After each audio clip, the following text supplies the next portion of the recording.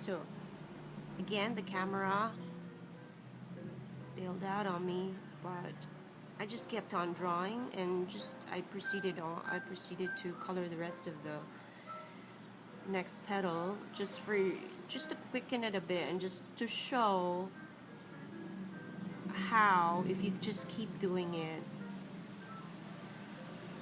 you'll be able to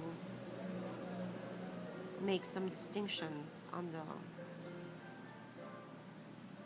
the shapes, or on the where the folds are in the petals of your flower. So you see, so I decided to keep this highlighted because I thought this should be a fold, and since this is also curved in a way that could also be folding towards you, and towards you this part, and away from you this part. So I kept it a bit highlighted here. If you feel that you covered too much color, then you can just darken the other parts just to make that distinction. So you see, this one is now already lifting from the page. So again, as I also remember telling another colorista friend who was asking me to coach her, just give it to the image, give it to the image, and make sure you have an orientation on towards where to flick. So since this is the center of the flower, you pretty much have to flick towards the center.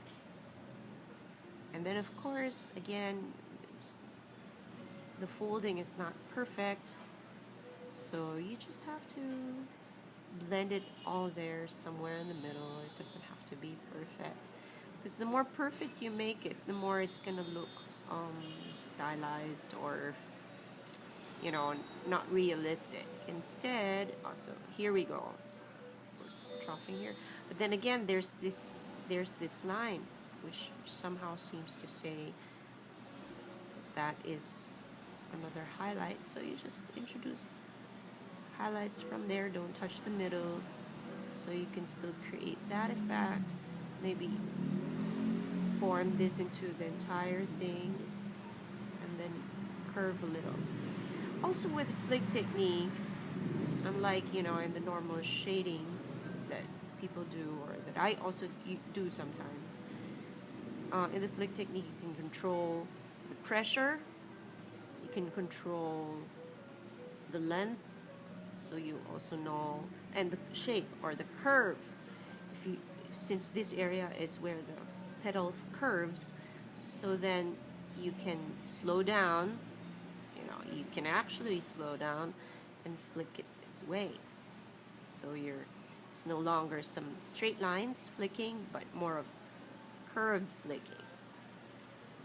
You have to be able to tell your fingers how to do it. Otherwise, they'll be in control, and your mind won't be able to dictate to it what it wants you to achieve, or otherwise you can, if you realize that it should curve pala here this way, and then there's always the eraser that you can use to make highlights, or make changes in the middle of it. So there it is. You can darken using a darker pencil. Let me try that. Let me try a darker shade using pink carmine this time. It's supposed to be darker. There you go. So when you introduce darker shades, the flick